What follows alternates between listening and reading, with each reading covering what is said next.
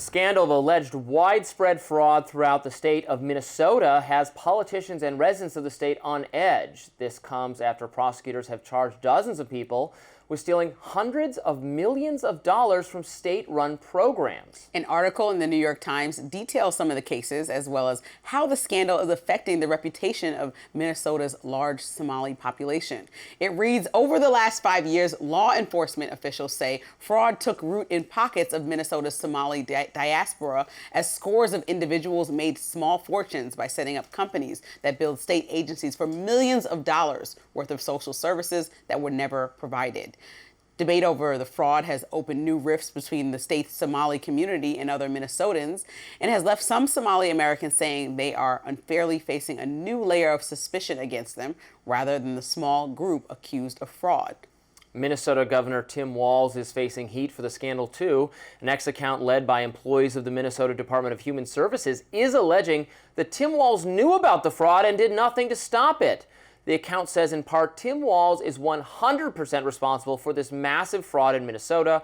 We let Tim Walz know of fraud early on, hoping for a partnership in stopping fraud. But no, we got the opposite response. Tim Walz systematically retaliated against whistleblowers using monitoring, threats, repression, and did his best to discredit fraud reports.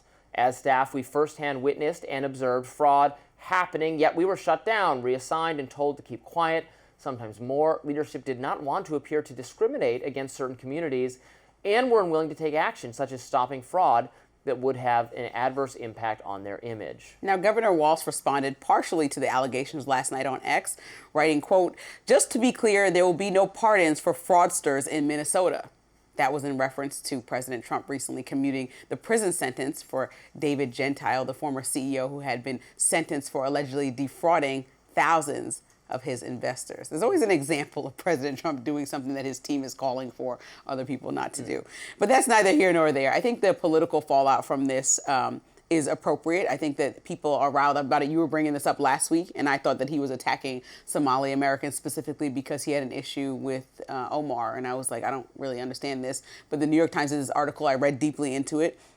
But I think blaming Tim Walz in this moment is, again, not the right strategy, because he specifically has laid out what he's done and said during that time of the pandemic, just like most people, President Trump himself, who had Operation Warp Speed, he was worried about speed and providing information and money to people so that they can get off the ground. And he was less worried about attacking fraud at the time, just like most, if you're honest, government agencies weren't. That's why a lot of people during COVID had many instances of taking advantage of the system, and beyond that, till years after when they got back on their feet. But since then, since COVID, Walz says he's created anti-fraud task forces. He's increased data sharing on all information when people do apply for some of these things that people are applying for to get this money. In Minnesota's case, he ordered audits of all these organizations, and he shut down the fraud-ridden housing program that was being accosted. I'm glad he's finally getting on. Okay, but if he's responding to it, he's responding to it. But I think when we talk about Somali Americans, now they're in a community and they're being stereotyped as it's the same thing as the Afghan citizens that are like,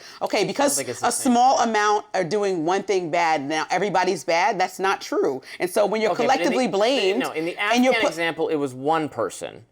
This is not one person. This was 86 people, and all but 8 of them are Somali American. Yes, so we're talking about 80. We're talking about a large Somali community, thousands of people, and we're talking about 86. And so even though they should be looked at, a statistically significant chunk. Yes, but most Somali Americans, a large, even larger significant chunk, thousands more, contribute to Minnesota's society, to Minnesota's economy. So I just want to make sure that that's clear.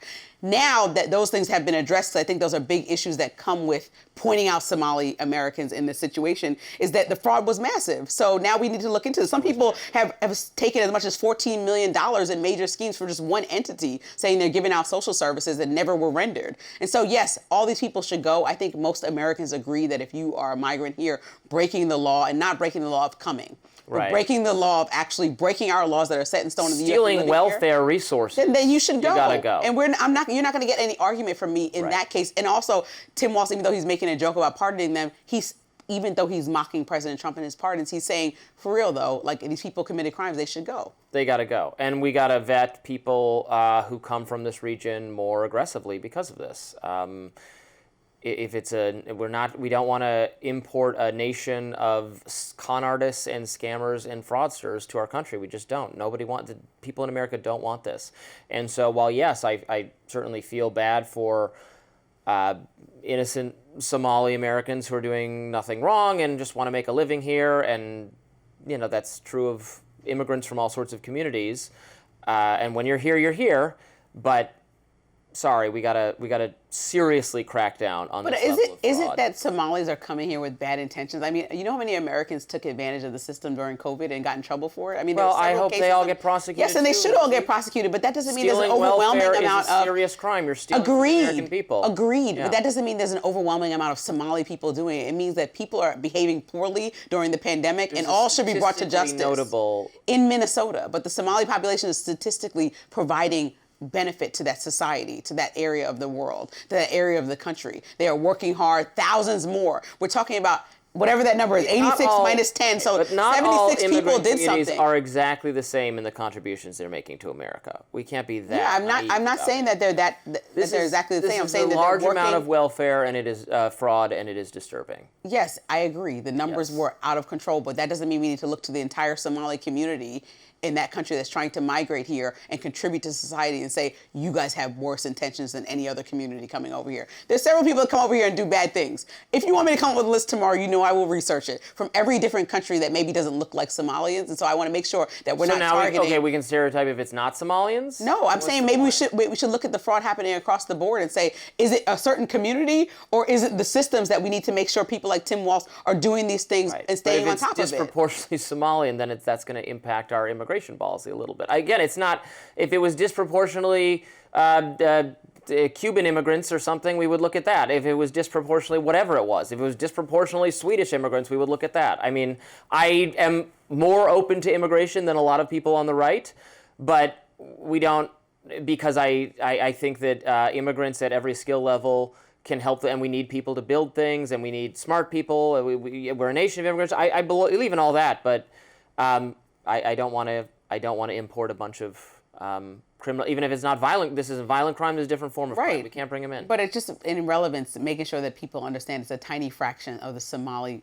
Americans that are living in Minnesota. Like, we're talking about like 77 people out of thousands. And so please don't look at the entire Somali community in one way because of what 77 people did. That could be in cahoots. And they did take a lot of money. They should be prosecuted. They should be deported.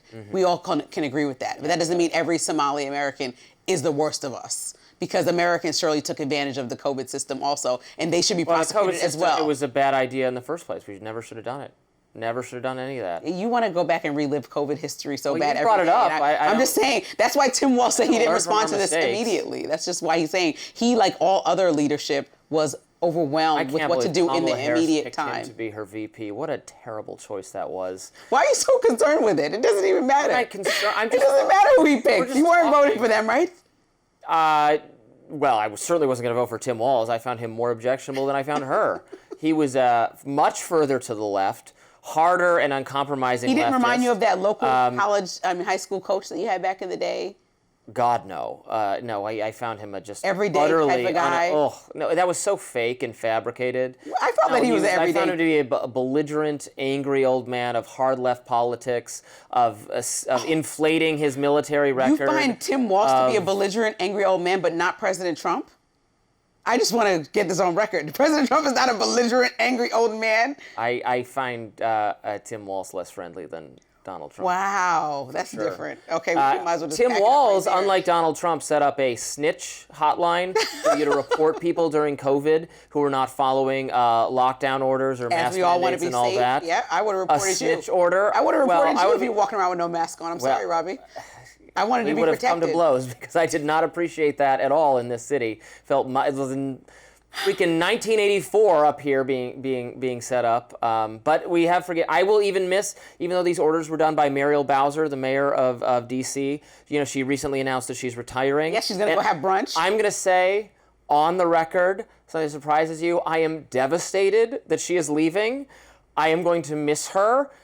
Because now that Chicago has elected a socialist and New York City has elected a socialist, I fully expect that the next mayor of D.C. will be some kind of socialist or socialist light, and I will, even though I was so opposed to much of what Muriel Bowser did, dear Lord, I will miss her compared to whatever is coming next. Muriel Bowser, we have something in common. Yeah. We will both miss you in D.C. I will miss you, Muriel. Stay. Do it again. Just try Tucker again. Carlson and Piers Morgan recently got together for a wide-ranging discussion on the past, present, and future of the United Kingdom. We'll be right back to talk about it.